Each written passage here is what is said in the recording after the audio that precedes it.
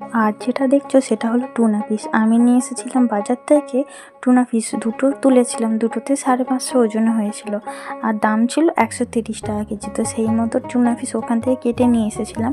আর ছোটো পোনা যেগুলো ছিল সেগুলো কাটা হয়নি, সেগুলো বাড়িতে নিয়ে এসেছিলাম। তো ওইটা নিয়েই আজকে তোমাদের একটা ঘটনা বলি। আজকে রান্না করতে যাওয়ার আগে তো এরকম হয়েছে, মা হচ্ছে ছোটো মাছগুলো কাটতে বসেছে, যেহেতু ফ্রিজে রেখে দিয়েছিলাম এসে গোটা। তো মাকে বললাম তো তুমি তাহলে কী করবে, মা নিজে থেকে বলছে আমি কেটে নেবো।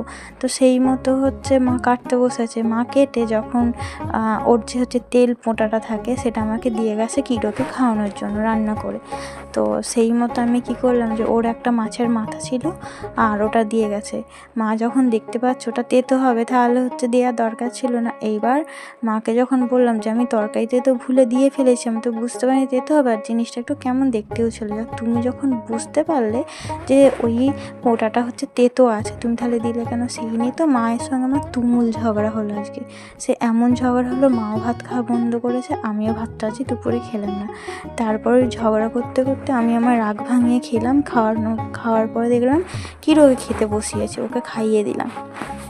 তো আর একটা জিনিস দেখো, এই টুনা মাছটাতে না পেটের ভেতরে ডিম হয়ে গেছে, আর ডিমটা খুব টেস্টিও ছিল। ডিমটা বোঝা যাচ্ছে না, এই একটুখানি দেখা যাচ্ছে, দেখো ডিমটা খুব টেস্টিও ছিল।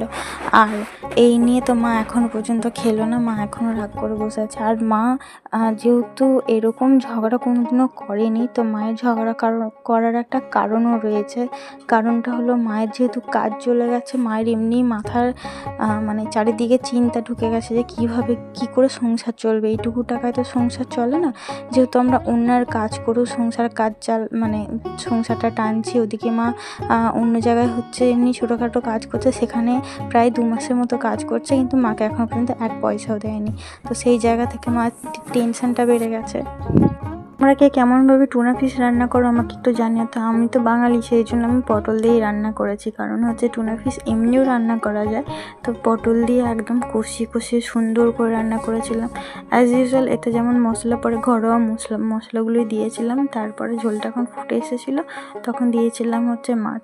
আর সত্যি কথা বলতে আছে রান্নাটা ভালো হয়েছে, কিন্তু এই ঝগড়ার কারণে হচ্ছে খাওয়াটাই বন্ধ হলো। যার জন্য হচ্ছে দুপুর আছে না ভাত খেয়েছি না কোনো কিছু করছি, ঝগড়া করে মুখ ফুলিয়ে বসে আছি। আমার মায়ের যদি রাগ থাকতে পারে তাহলে কি আমার রাগটা হবে না? মা কি সেই জিনিসটা বুঝে না? মা শুধু বলছে আমি ঘর চেটে চলে যাবো, আমি যদি থাকবো না, তোর ঘরটি থাক। আমি তখন মাকে বলছি ঘর তো তোমার, আমি থেকে কী করবো, আমি কাজ করবো, আমি তাহলে বাইরেই চলে যাই, তুমি ঘরেই থাকো, তুমি কিরোকে নিয়ে থাকো। তারপর কিরোকে হচ্ছে বকে দিয়েছিলাম, ওকে বলেছিলাম আজ তোকে মেরেই ফেলবো, তুই কেন হচ্ছে দিদুনের সঙ্গে সবসময় থাকিস। ওই কথাটা বলতে আমার